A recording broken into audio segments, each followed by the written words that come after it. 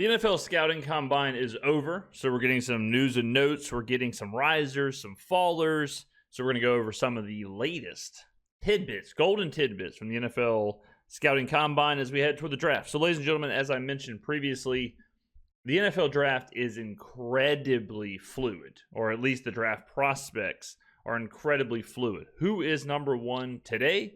Maybe out of the top 10 tomorrow. Positions flip. Players flip, players can rise and fall depending on a workout or a medical or even just some hearsay. So one of the big fallers is Will Howard. So Will Howard, quarterback of Ohio State, the national champions, he had what some are saying is the worst showing at a combine for a quarterback in history. Okay, we're going to watch some of it. And then we'll go on to some other news and notes. With players like Will Campbell, Marion Hampton, Ashton Jeanty, and we'll look at the entire mock draft for Pro Football Focus after what they saw during the combine. So Howard, this is kind of, I mean, some of these throws, like I've seen this, some of these throws are horrific. And when you're talking about shorts and a t-shirt, no pressure, no defenders, nothing happening, it's kind of shocking. Now, you could also argue, well, he's never thrown to these receivers before, so sometimes your route running can be thrown off or whatever, but some of this stuff is just awful. I mean, how much it truly depends is up to you. And that is kind of, this right here, the reason I'm showing this first is because this is the perfect example of the draft process where you have this, and in front of God and everybody at the combine, Will Howard can look this bad. Okay. And you'll have some people say, yep, Will Howard's trash. You'll have some people say, told you so. He's garbage. He can't make a 15-yard in. He can't hit people on slant routes. He's not even coming relatively close to his receivers. But then you have other people say, well, this shouldn't even matter. Like, throw this out. Why would you look at this when you can look at his play at Ohio State, right? Like, what's more important, these throws or the throws he made in the national championship game, right? And that's kind of to the eye of the beholder. It's kind of up to you, and it's up to the draft process or whoever's there, the agents and the scouts and the GMs and everyone that's there, the coaches. We talked about this previously, but the draft is propped up and the combine is propped up by the NFL. Why? Okay, here's a question. Why do you think they prop it up? Why is the combine such a big deal? Why is it such a, the 40-yard dash, things like that? TV. They want people to watch, right? They want you to care about it. They want you to care about the 40. They want you to care about these throws. They want you to care about the bench press. They want you to care about the measurements and all of that.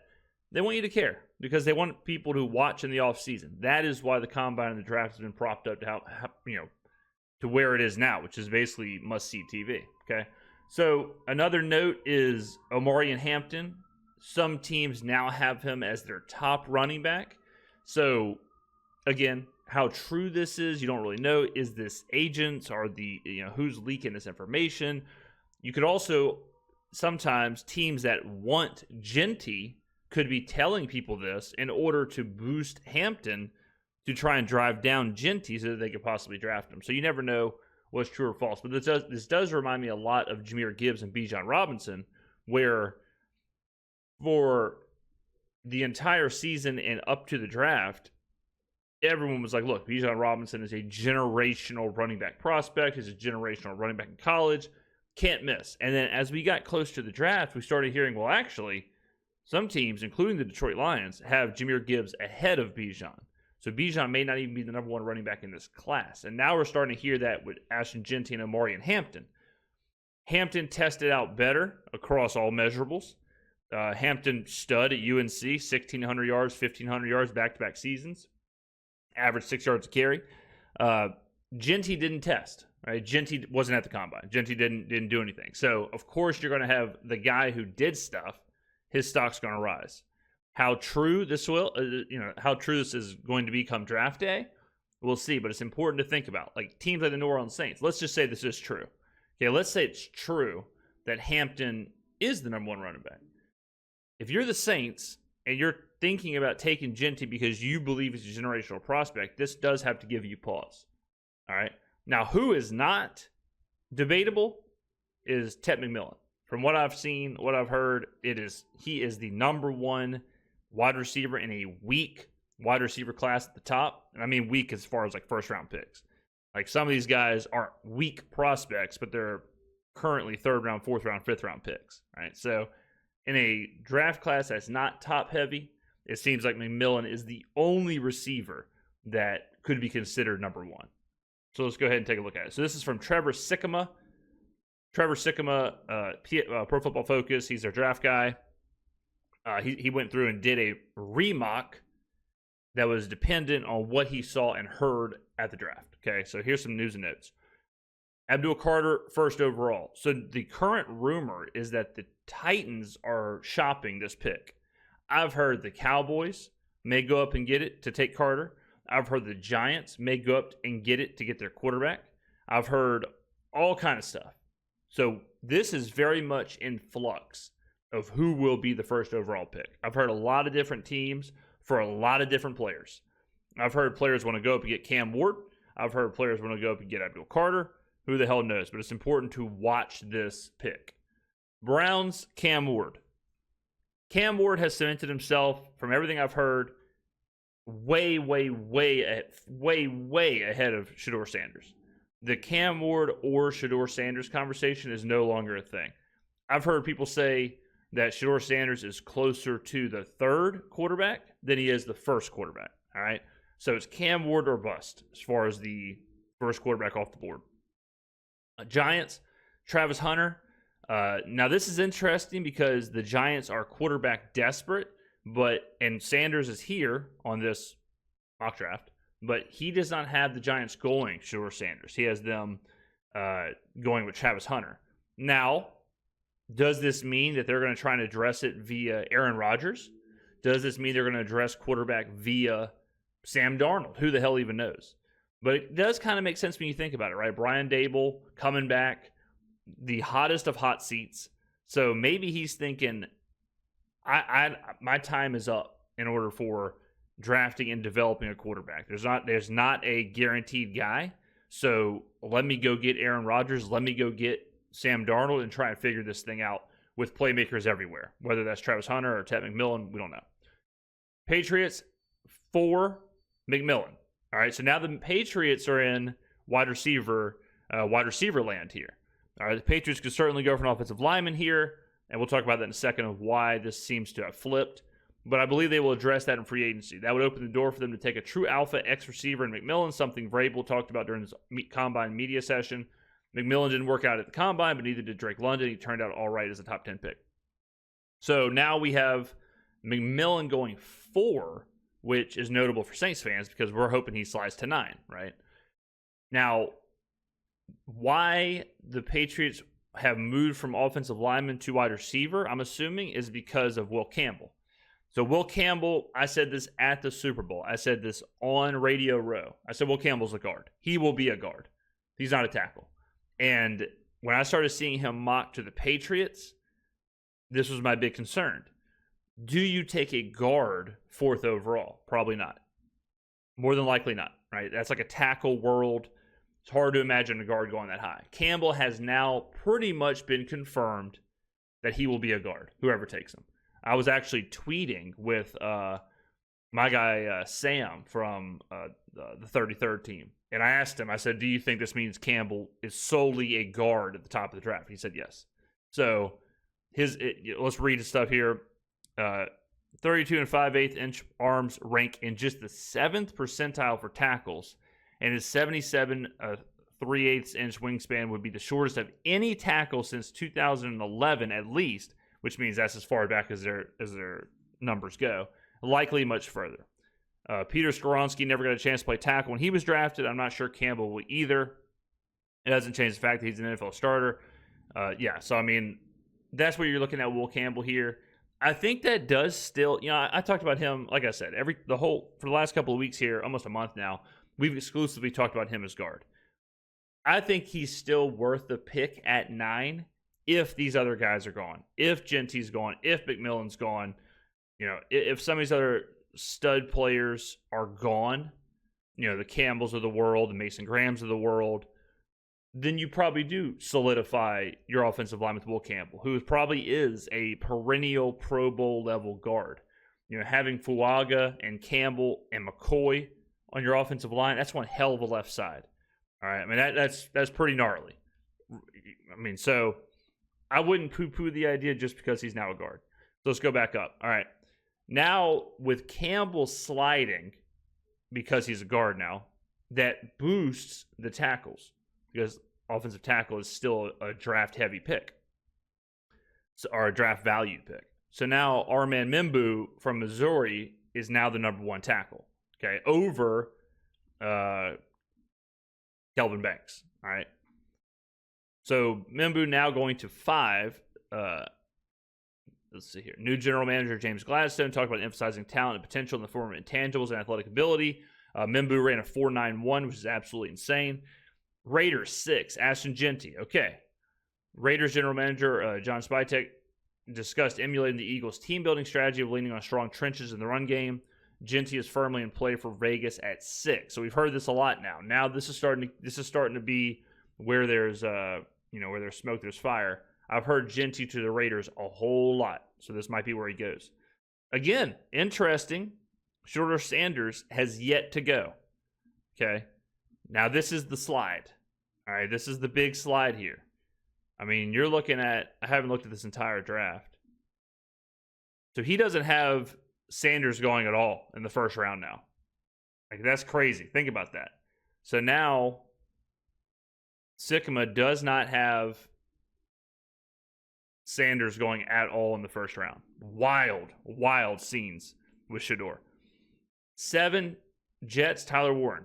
Missouri offensive tackle Membou is on the board here. I think he could be the pick, but with Membou unavailable in the scenario, I believe the Jets will be in on Warren as a culture-building offensive piece. All right? Panthers, Shemar Stewart from Texas A&M. So this is the first edge rusher besides Abdul Carter off the board. Stewart is interesting because he didn't really do anything in college. He had 1.5 sacks last year in college. 1.5. He had one more sack than I did last year, and I was sitting on the couch. He never had more than 2 sacks in a season in his entire career. Okay? Now, he is the flip of Will Howard. This is why the draft's so interesting. This guy tests out at the combine. He's a freak athlete. His stock rises. What Will Campbell did at the combine, his stock drops. But naysayers can say, well, look at Will Campbell's college tape. But you can't really say that, or college statistics. You can't really say that for Shemar Stewart. So the question is now, if you're a scout, if you're in the front office, does this scare you off? Does his lack of production at the college level scare you off? Or does his numbers, his physical ability, does that boost him up for you? Now, I have heard people say that they're unsure if Stewart can take that athleticism and transfer it to production, which makes sense since he didn't transfer it to production at college. I think this is a little high for me. I think this is a little high. I understand the idea here, but I would much rather get somebody like John Campbell, Mason Graham even, Jalen Walker, sure. I would much rather get some guys like that who showed it at the college level than just a physical freak at 8th overall. Okay. Now the Saints, he now has mocked Jalen Walker. Walker is a tweener who played mostly as an off-ball linebacker, but from everything I have heard, the NFL views him as a versatile chess piece who can play true linebacker and edge defender.